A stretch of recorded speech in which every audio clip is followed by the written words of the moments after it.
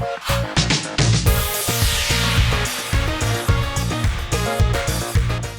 video will be on the topic of answering NVIDIA's top 10 interview questions.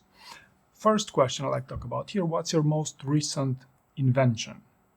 Okay, and if I may just translate this question to you, what's the best invention that you prepared for this job interview? What's the best invention which directly relates with your subject matter expertise, right? Obviously, it might not be the most recent of them. Okay, it's basically an easy question, pretty straightforward question to answer for most people, but it's even better if you prepare it in advance. All right, some of the best inventions are also the ones which are memorable, right? For example, I had a guy who talked about how they made a patent-pending AI algorithm to spot potholes in Seattle using cameras mounted on garbage trucks. Okay, so this would be, ideally speaking. Second question I'd like to talk about here: a time when you got stuck 75% through a project, and was it a successful project? Okay, so notice here how I help you answering this question with was it a successful one. Reason for this being is plenty of candidates shoot themselves in the foot by talking about a failure, right? Whereas the question is the time when you got stuck 75% of projects. So why would you talk about a project which was unsuccessful, right? You talk about your successes in a job interview unless otherwise asked. Okay. Also, something super important you keep in mind is that you should talk about a project, program, or initiative that is within your subject matter expertise, right? So you sell yourself on your subject matter expertise. If you're an engineer, you sell it on engineering expertise, right? Not on your interpersonal skills.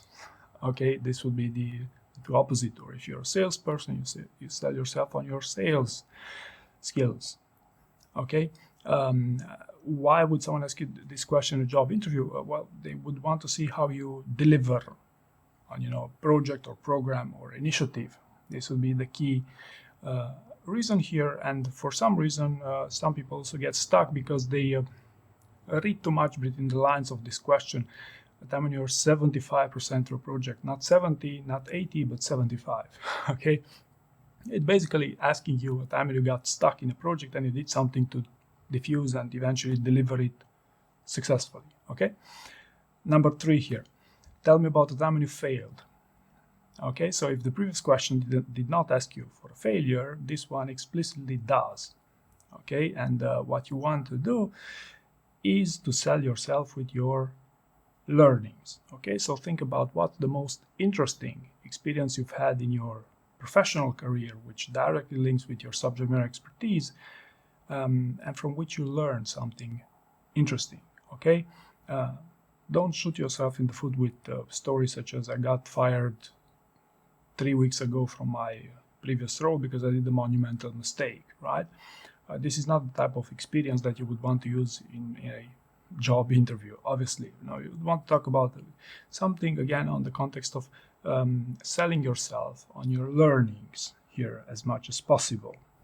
Okay, and maybe something interesting for you to learn about this is it usually takes people 3 attempts to find the proper failure from their professional experience, simply because it's not easy, it's not natural to talk about failure or to prepare failure stories for the purpose of a job interview, but hopefully this helps. Okay, next one: tell me about the time when you had to deal with an ambiguous situation, such as when you did not have enough data to make the right decision. How did you approach the situation? Was it a successful one? What was the outcome of this? Right, so dealing with ambiguous situations. What is ambiguity in your role? Right, maybe identifying your target market, or could be a bug which you cannot explain why it happens. But usually people who deal well with ambiguous situations and decision making within ambiguous situations are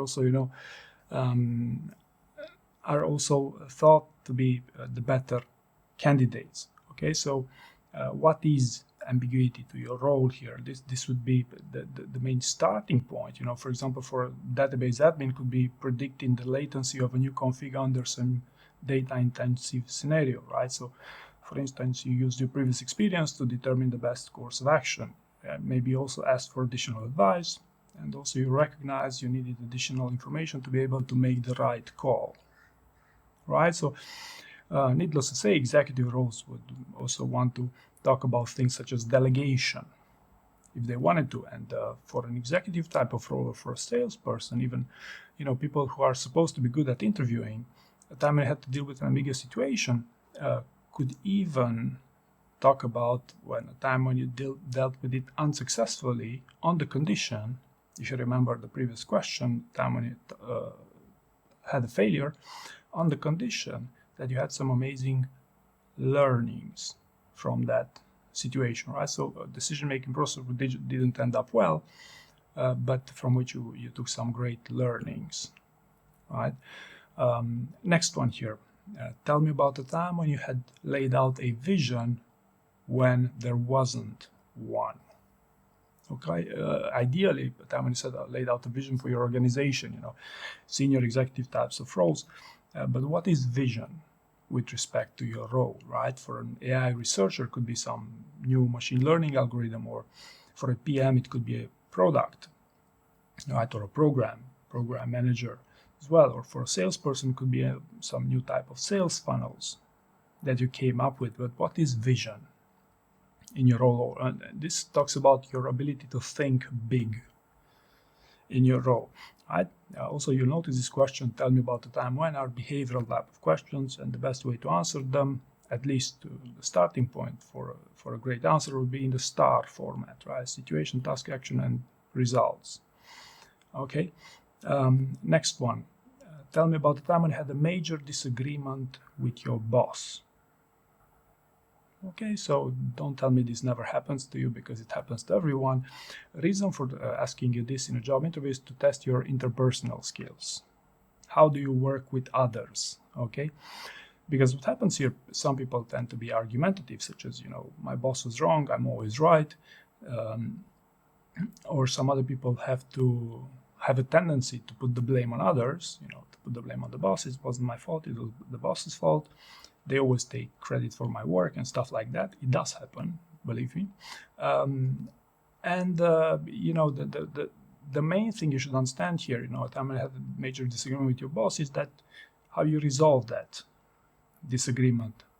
Who was right here? Did you come up with data eventually to resolve the disagreement? How did you communicate that?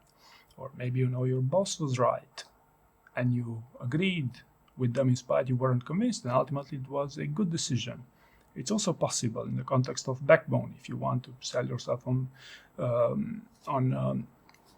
obedience, if I may call it so, in a job interview. Long story short, it's also a matter of trust, establishing trust between you and your boss or another co-worker, right? It could be about time you had a major disagreement with your boss or with a peer. Okay, so can be framed in multiple ways, but still key is to understand they want to see your interpersonal skills and how you deal with these situations, keeping in mind some people tend to be argumentative, many tend to put the blame on others, and there are other mistakes that people tend to do as well, such as stealing others' stories or using AI stories and so on, right?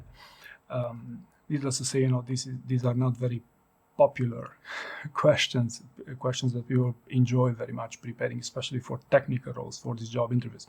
Let's move on. Is there's one thing you'd wish you'd improve on, what would it be? Okay, so if I had to translate this to you, what's your weakness?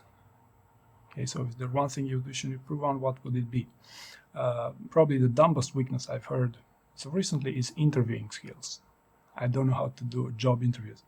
Okay, how does this talk to your subject matter expertise? How does it sell yourself as the best candidate? I don't know, but yeah, okay. The idea is that with the weaknesses, it's not very much about the weakness, unless of course it's a dumb one, but much more about the story you have to back that weakness, right? So people have been using public speaking as a weakness for over a decade.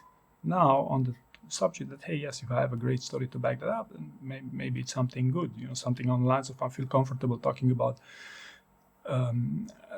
talking to crowds of to small crowds of known people, but I'm yet to learn how to do it in front of a larger audience of unknown people.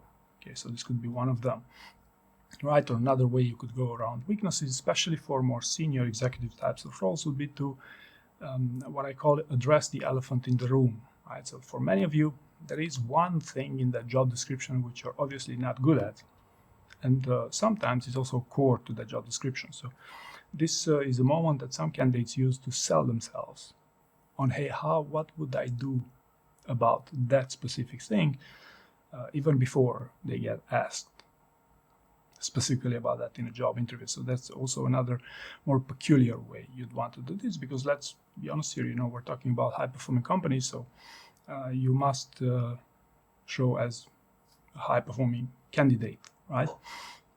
Next one, tell me about your most challenging project, program, or initiative. Okay, so here is not about the question, but reading through the lens of the question.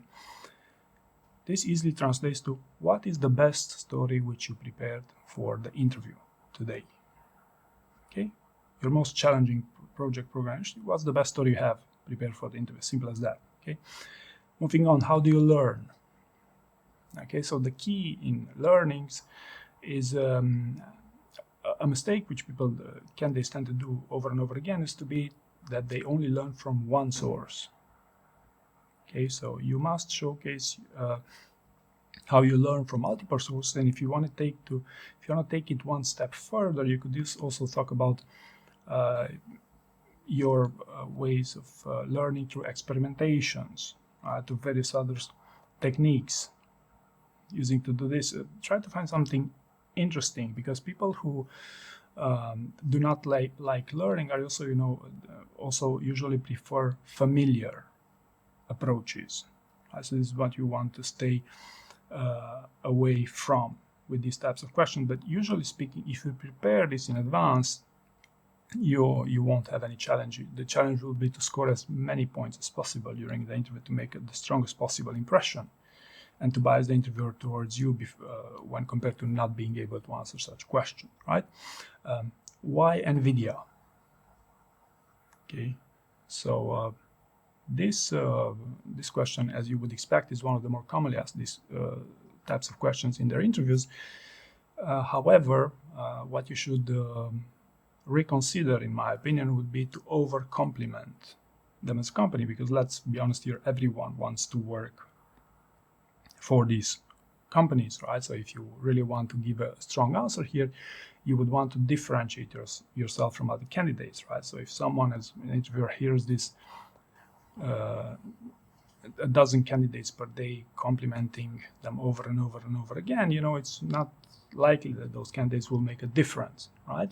Whereas if you say you go with something online, so you know what, I'm not sure I want to join NVIDIA as of yet. I'm just here to learn more about the experience, to see how we can, to see if there's anything interesting for both of us, and see how I can eventually bring value to your business, right?